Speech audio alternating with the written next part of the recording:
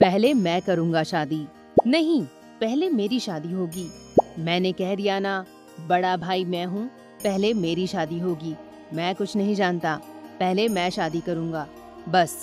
ऐसे कैसे तुम शादी करोगे? लगी शर्त?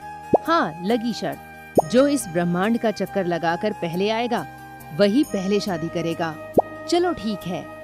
दोस्तों, ये तो आप जान ही गए होंगे कि हम भगवान गणेश और कार्तिकेय की बात कर रहे हैं, लेकिन इनके बारे में जो हम आपको बताने वाले हैं, उसे सुनने के बाद आप हैरान हो जाएंगे। आइए जानते हैं।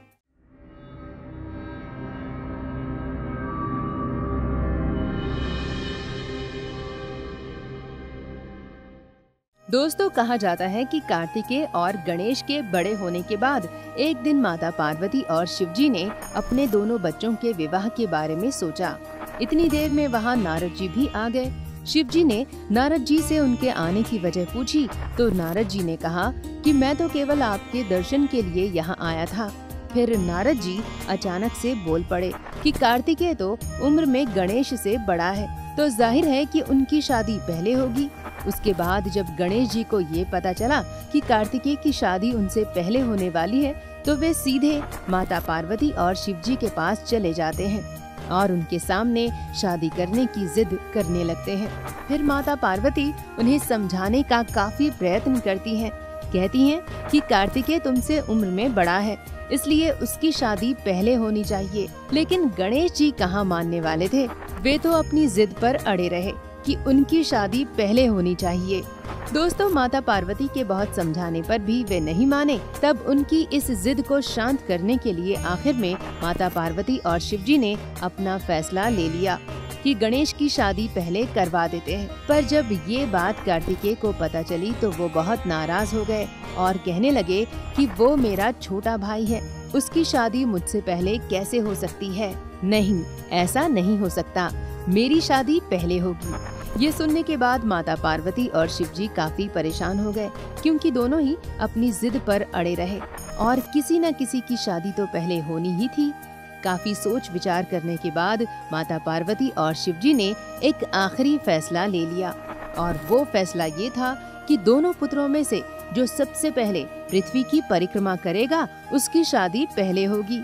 दोस्तों, ये सुनते ही कार्तिकेय अपनी सवारी मोर पर बैठकर परिक्रमा करने के लिए निकल पड़े और गणेश जी वहाँ खड़े खड़े इस दुविधा में पड़ गए कि बड़े भाई कार्तिकेय के पास तो तेज उड़ने वाला वाहन मोर है, मेरा वाहन तो एक छोटा सा चूहा है, उसे तो पूरी पृथ्वी का चक्कर लगाने में जाने कितने दिन लग जाएंगे। कुछ देर तक गणेश जी यूं ही सोच विचार करते रहे और फिर अचानक से उन्हें एक विचार आया और फिर उन्होंने जो किया उसे देखने के बाद वहाँ मौजूद सभी लोग हैरान रह गए। दोस्तों, भगवान गणेश पृथ्वी की ओर न जाकर कैलाश पर्वत पर बैठे अपने माता पिता की ओर जाने लगे, उनकी परिक्रमा करने लगे। दूसरी तरफ कार्तिकेय अपनी पूरी परिक्रमा करने के बाद वापस आ गए। जब वे आए तो उन्होंने देखा कि गणेश तो वहीं पर बैठे हुए हैं। उन्हें लगा कि वे हार मान चुके हैं, इसलिए वे यहाँ से कहीं नहीं गए। तब कार्तिकेय खुश होकर अपने पिता यानी शिवजी के पास गए और बोले कि मैं पृथ्वी का चक्कर काटकर आ चुका हूँ, अब शर्त के अनुसार मेरा विवाह ही पहले होना चाहिए। भगवान शिवजी कार्तिकेय की इस बात को सुनकर मुस्कुराने लगे और बोले, तुम्हारा छोटा भाई गणेश तुमसे पहले ही ये शर्त पूरी कर चुका है, इसलिए शर्त के मुताबिक उसकी शादी पहले होगी।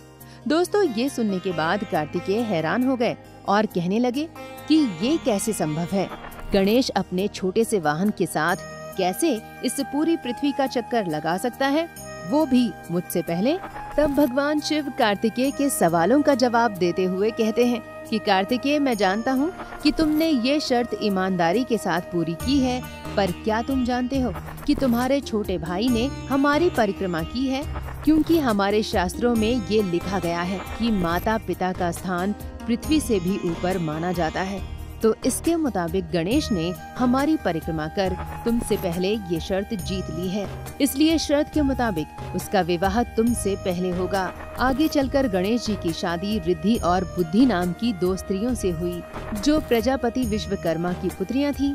इसके बाद कार्तिकेय का विवाह दक्ष की पुत्री देवसेना के साथ करा दिया गया। तो दोस्तों, जैसा कि आपको पता चल ही गया होगा कि किस तरह गणेश और कार्तिकेय का विवाह हुआ।